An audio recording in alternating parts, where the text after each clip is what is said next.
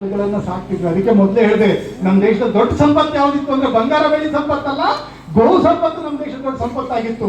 ಆದ್ರೆ ಇವತ್ತು ಅದನ್ನ ಮರಿತಾ ಇದ್ದೀವಿ. ಇವತ್ತು ನಮ್ಮ ಹಳ್ಳಿಗಳಲ್ಲಿ ಡೇರಿ ಹಾಲು ಜಾಸ್ತಿ ಮಾರಾಟ ಆಗ್ತಾ ಇದೆ. ನಮ್ಮ ಮನೆಯಲ್ಲಿ ಹಸುಗಳು ದನಕರುಗಳು ಕಮ್ಮಿ ಆಗಿದೆ. ಹೆಂಡಿ ಗೊಬ್ಬರ ಸಿಗ್ತಾ ಇಲ್ಲ, ರಾಸಾಯನ ಗೊಬ್ಬರ ಅಂತ ಹಾಕ್ತಾ ಇದ್ದೀವಿ. ನಮ್ಮ ತಾಯಿ ಭೂಮಿ ಯಾವ್ದಕ್ಕೆ ನಾವು ಪೂಜೆ ಮಾಡ್ತೀವೋ ಆ ತಾಯಿ ಭೂಮಿಯನ್ನ ನಾವು ವಿಷ ತುಂಬಿ ಅವಳ ಮೊಲೆಗಳನ್ನ ವಿಷಯುಕ್ತ ಮಾಡ್ತಾ ಇದ್ದೀವಿ.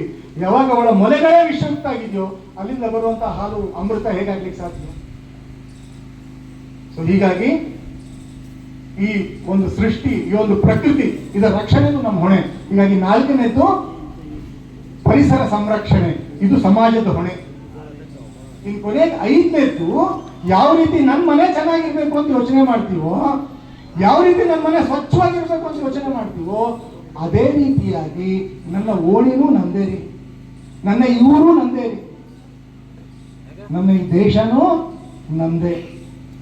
ಹೀಗಾಗಿ ಮನೆಯಲ್ಲಿ ಯಾವ ರೀತಿ, ಮನೆಯಲ್ಲಿ ಯಾವ್ದಾದ್ರೂ ಮನೆಯಲ್ಲಿ ನನಗೊಂದು ಯಾರಾದ್ರೂ ಒಬ್ಬರಿಬ್ಬರು ಹೇಳಿ ನೋಡೋಣ, ನಮ್ಮ ಮನೆಗಳಲ್ಲಿ ನಮ್ಮ ಮಕ್ಕಳು ಅಥವಾ ಯಾರೋ ನಮ್ಮ ಮನೆಯಲ್ಲಿ ಇದ್ದಂತ ನಾವೇ ಇರ್ಬೋದು, ಗುಟ್ಕಾ ತಿಂದು ಮೂಲೆಗಳಿಗೆ ಉಗುಳ್ತೀವಿ ಅನ್ನುವಂತ ಮನೆ ಯಾರಾದ್ರೂ ಸ್ವಲ್ಪ ಕೈ ಎತ್ತಿ ನೋಡೋಣ. ಒಬ್ರು ಕೈ ಎತ್ತಿಲ್ಲ. ಆದ್ರೆ ಈ ಮುಂದಿನ ಪ್ರಶ್ನೆ ನೋಡ್ರಿ, ನಮ್ಮ ಊರಲ್ಲಿರುವಂತಹ ಗ್ರಾಮ ಪಂಚಾಯತಿ ಅಲ್ಲಿ ಉಗುಳಿದಂತ ಒಂದೇ ಒಂದು ಜಾಗ ನಿಮಗೆ ಕಾಣಿಸಂಗಿಲ್ಲ ಅಂತ ನಾನು ಗ್ಯಾರಂಟಿ ಕೊಡ್ಬೋದು ಅನ್ನೋ ಕೈ ಎತ್ತಿ. ಇದಕ್ಕೂ ನಾವು ಕೈ ಎತ್ತಿ. ಯಾಕೆ? ಈ ನಮ್ಮ ಊರಿನ ಗ್ರಾಮ ಪಂಚಾಯತಿ ನಮ್ದಲ್ಲೇನ್ರಿ? ನಮ್ಮ ಊರಿನ ಈ ರೋಡ್ ಇದೆಯಲ್ಲ, ಇದು ಯಾರ್ದಿದು? ನಮ್ದಲ್ಲೇನ್ರಿ? ಇದು ನಮ್ಮನೇಲಿದ್ದಂತ ಕಸವನ್ನ ನಮ್ಮ